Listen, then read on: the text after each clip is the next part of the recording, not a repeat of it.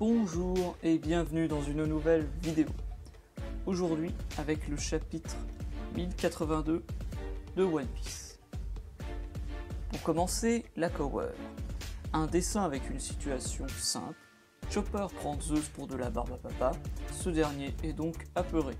Nous pouvons voir en arrière-plan un Prométhée très narquois. Le chapitre commence avec l'avis de décès de T-Bone, un vice-amiral de la marine que nous avons aperçu dans le chapitre 363 pour la première fois à Enies Lobby. Il fut alors sous-amiral et placé dans le train pour escorter le CP9. Il a perdu un combat contre Zoro lors de cet arc, a été convoqué pour la Grande Guerre de Marineford et était chargé du contrôle d'accès de Marijoise pour la République, où il laissera passer Fujitora et se prendra une sévère engueulade de la part d'Akainu.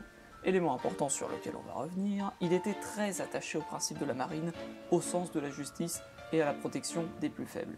Donc sa mort choque évidemment un sacré paquet de gens au sein du QG de la marine. Tsuru et Sengoku parlent de ces actualités, dont à l'évidence cet acte, non défendable mais cohérent. Pourquoi? Car la Cross Guild, les fameuses mises à prix, déjà avec Kobe qui suscitait un gros intérêt sur la ruche, ici nous avons la balance qui se renverse, mais on va revenir aussi là-dessus. Pour terminer sur le QG de la marine, Ina informe Sangoku et Tsurugi que Garp est à la ruche avec le Sword, et ce qui, je pense, va engendrer un certain incident diplomatique. Entre donc tout l'intérêt et éléments de la Cross Guild. Pour rappel, c'est officiellement une organisation dirigée par Baggy le Clown, avec comme alliés et subordonnés Sir Crocodile et Mihawk. Dans les faits, c'est l'inverse. Cependant, pour donner un sévère coup dans les côtes à la marine et aux avis de recherche sur les pirates, ces derniers ont décidé de mettre à prix les têtes des marines. Voilà donc pour ce qui est le rappel des faits. Nous avons donc dans les chapitres précédents un écho et une démonstration des conséquences, avec Kobe, pas un prisonnier important pour les pirates de Teach, mais une tête mise à prix. Cependant, ce qui est intéressant ici, c'est la dichotomie présente avec ce vieil homme, mettant en relief la pauvreté de certains pays dans la géographie du monde de One Piece, déjà présente de diverses manières, étant désespéré au point de tuer quelqu'un qui est censé les protéger. Car oui, T-Bone n'est que vice-amiral et il ne peut pas prendre de décision financière pour aider un pays. La seule chose qui est en lien avec sa philosophie de vie qu'il peut faire, c'est protéger les habitants. Mais la fin justifie les moyens. Et là, nous avons un réel impact de ce qu'a engendré la Cross Guild. C'est une preuve du déséquilibre mondial. Les puissances s'équilibraient à travers trois factions, amiraux, empereurs et corsaires. En supprimant l'ordre des grands corsaires, cela a engendré le fait que la plupart de ces derniers sont adjuvants aux empereurs actuels, et il ne serait pas étonnant que tous le soient plus ou moins tard dans l'intrigue. Les seuls éléments reposant sur cet équilibre mondial actuellement sont entre les amiraux et empereurs, désormais. Et on le sait, les amiraux ont du mal à rivaliser avec les empereurs, ce qui amorce la destruction presque imminente de la marine, autant en puissance qu'en organisation. Le peuple se retourne contre elle petit à petit. Car oui, de plus, le vieil homme, pour ne pas être traqué par la marine, rejoint la Cross Guild en tant que pirate.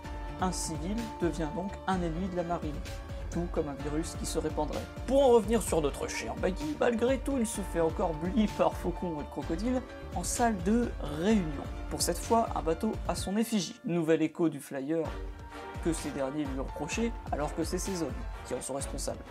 Les joyeux lurons sont donc toujours à leur côté, en attendant en dehors de la salle. L'heure de briller est pourtant là pour Baggy, alors que les deux ex-corsaires parlent de leur plan, impliquant richesse et pouvoir. Baggy manifeste sa colère en leur gueulant sa vision, presque poétique et enfantine, presque immature, de la piraterie, le but premier qu'ils avaient tous lors de l'exécution de Roger.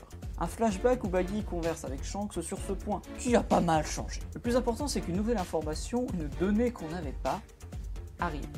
C'est que Baggy voyait Shanks comme un nouveau Roger, la relève. Donc ça développe le personnage, puisque Baggy a de l'estime et un respect refoulé pour le groupe.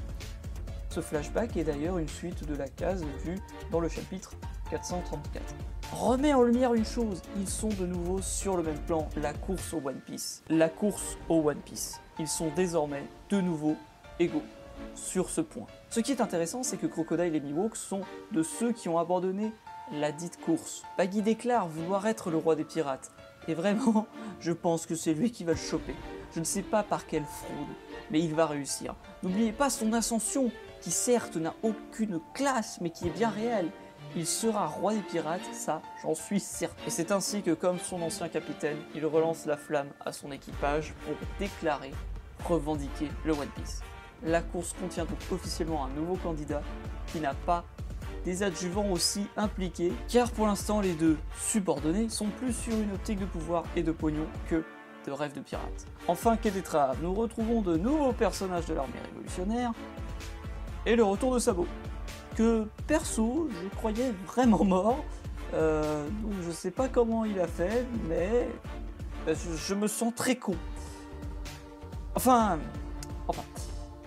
il a sauvé la gamine que Ace avait sauvée, Moda la fermière, et des habitants qui vont d'ailleurs rejoindre la cause, donc acclamé à juste titre par tout le monde. Alors voilà comment il a survécu, en fait il n'était pas sur l'île mais sur un bateau à côté, avec les habitants en question, chaud pour rejoindre l'armée révolutionnaire. Sabo se retrouve avec Ivankov et Dragon pour parler dans un premier temps de Kuma, et de sa fuite précipitée, mais surtout pour nous teaser la révélation de la rêverie, déjà avec Bonnet, qui actuellement est en pleurs, et maintenant, on va enfin, probablement, certainement, peut-être, éventuellement, avoir les faits. S'il vous plaît,